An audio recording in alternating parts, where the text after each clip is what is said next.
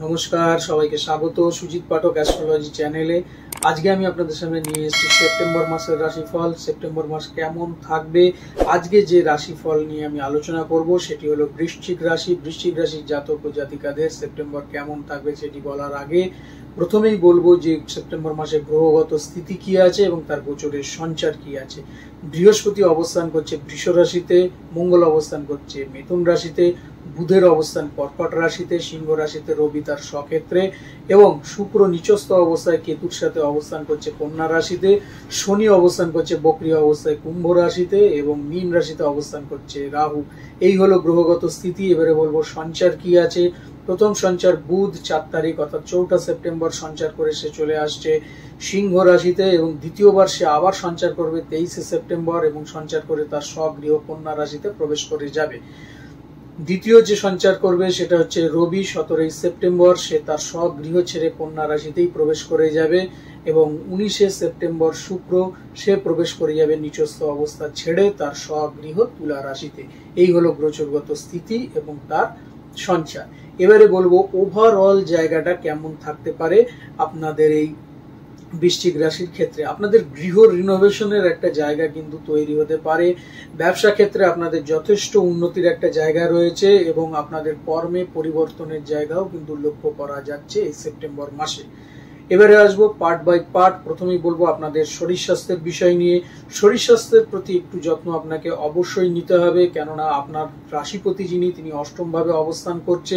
ফলত আপনাদের কিন্তু পেটের সমস্যা দেখা দিতে পারে। খাওয়া দাওয়া খুব বুঝে শুনে করবেন, কেননা কোনো রকম পেটে ইনফেকশন হয়ে যাওয়ার জায়গা পাওয়া যাচ্ছে। এছাড়াও যারা পাইলস নিয়ে ভুগছেন তাদের কিন্তু পাইলস একটু কষ্টদায়ক হবে এবং ফিস্চুলা জাতীয় সমস্যাও কিন্তু আপনাদের দেখা দিতে পারে। দেখা দেবে স্কিন জাতীয় কোনো রকম র্যাশ এবং আপনার গ্ল্যান্ড জাতীয় কোনো সমস্যা নিয়েও কিন্তু আপনি কষ্ট পেতে পারেন। সেক্ষেত্রে অবশ্যই আপনাকে খাদ্য নির্বাচন ঠিক করে করতে হবে, সঠিক মেডিটেশন করতে হবে, সঠিক এক্সারসাইজ করতে হবে, তাহলে পরেই কিন্তু আপনি ভালো থাকবেন। মাঝে মধ্যে একটু ক্লান্তি আপনার অনুভূত হতে পারে।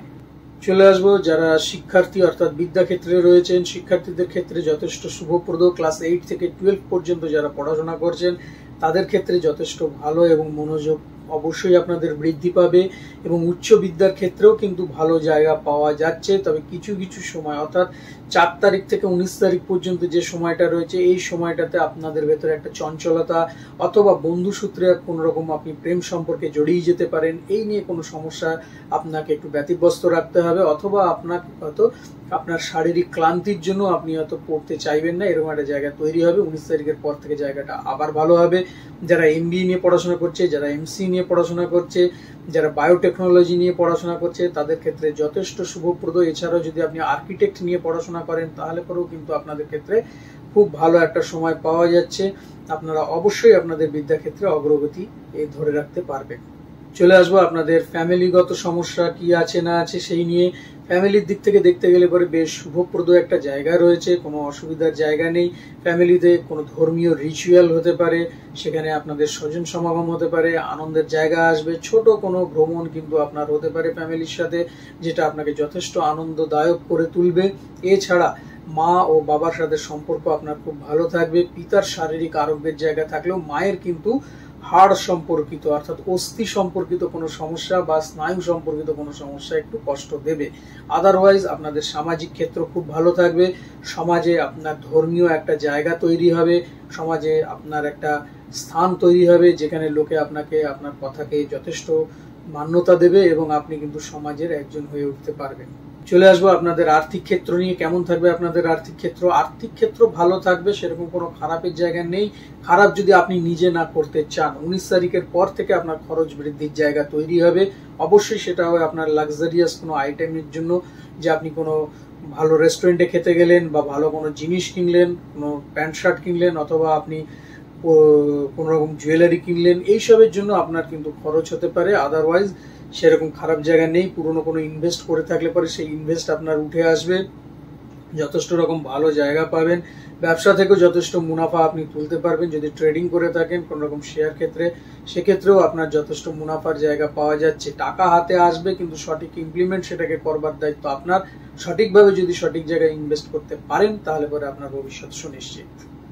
চলে আসবো যারা চাকরি করছেন অর্থাৎ কর্মক্ষেত্রে রয়েছেন, সরকারি হোক বেসরকারি, আপনাদের সকলের ক্ষেত্রেই বলবো বেশ ভালো একটা জায়গা রয়েছে। আপনার ঊর্ধ্বতন কর্তৃপক্ষের সাথে খুব ভালো সম্পর্ক তৈরি হবে এবং আপনার পরিশ্রম অবশ্যই রং নিয়ে আসবে। এই ক্ষেত্রে আপনি কিন্তু আপনার পরিবর্তন নিজেই উপলব্ধি করতে পারবেন। দূরে কোনো জায়গায় আপনার বদলির জায়গা রয়েছে, কর্ম পরিবর্তনের জায়গা রয়েছে। বহুদিন ধরে চিন্তা করছিলেন এই চাকরি ছেড়ে দিয়ে অন্য চাকরি নেবো, সেরকম একটা সুযোগ কিন্তু আপনার হাতে আসতে চলেছে। অবশ্যই আপনারা কর্ম পরিবর্তন করতে পারেন, সেক্ষেত্রে আপনাদের ভালো হবে এবং আপনাদের যে স্যালারি সেটাও কিন্তু বৃদ্ধি হবে। যারা অলরেডি চাকরি করছেন, কোন রকম পরিবর্তনের ইচ্ছা আপনাদের নেই, তাদের ক্ষেত্রেও কিন্তু একটা ভালো জায়গা রয়েছে। অবশ্যই আপনারা আপনাদের কর্মক্ষেত্রে উন্নতির জায়গা ধরে রাখতে পারবেন।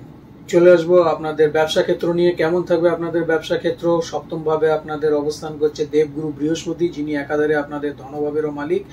অবশ্যই আপনাদের ডেলি রোজগারে বৃদ্ধি হবে এবং আপনারা যারা বস্ত্র নিয়ে ব্যবসা করছেন, যারা কোনো লিকুইড খাদ্য নিয়ে ব্যবসা করছেন, অথবা আপনাদের হোটেল রেস্টুরেন্ট রয়েছে এই ধরনের ব্যবসা করছেন, যারা আইটি কোনো আইটেম নিয়ে ব্যবসা করছেন অর্থাৎ কম্পিউটার বা ইলেকট্রনিক্স আইটেম নিয়ে ব্যবসা করছেন, তাদের ক্ষেত্রে যথেষ্ট শুভপ্রদ এবং ব্যবসা ক্ষেত্রে আপনারা কিন্তু নতুন নতুন দিক দেখতে পারবেন। অর্থাৎ একটা ব্যবসা ছেড়ে আপনি সাথে সাথে আরেকটা ব্যবসা বা একটার সাথে আরেকটা রিলেটেড ব্যবসা আপনি শুরু করতে পারবেন। অবশ্যই আপনাদের ক্ষেত্রে ব্যবসায় যথেষ্ট মুনাফার জায়গা তৈরি হবে এবং কসমেটিক্স জাতীয় ব্যবসা যারা করছেন, পার্লার ব্যবসা যারা করছেন, হোটেল রেস্টুরেন্ট এবং পর্যটন শিল্পের সাথে যারা যুক্ত রয়েছেন, তাদের সকলের ক্ষেত্রেই কিন্তু খুব ভালো একটা সময় পাওয়া যাচ্ছে এই সেপ্টেম্বর মাস। চলে আসবো আপনাদের প্রেম সম্পর্ক এবং দাম্পত্য সম্পর্ক নিয়ে। কেমন থাকবে আপনাদের প্রেম সম্পর্ক, দাম্পত্য জীবন?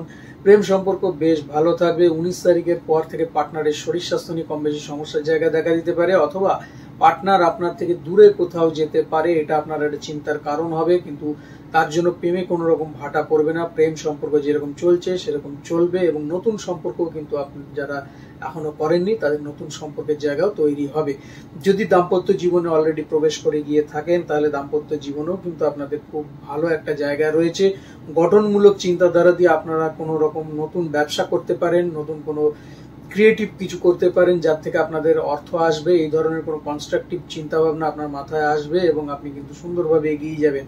প্রেম এবং ভালোবাসার যে বন্ধন সেটা আপনাদের বৈবাহিক জীবনে যথেষ্ট দৃঢ় থাকবে এবং ভালো হবে।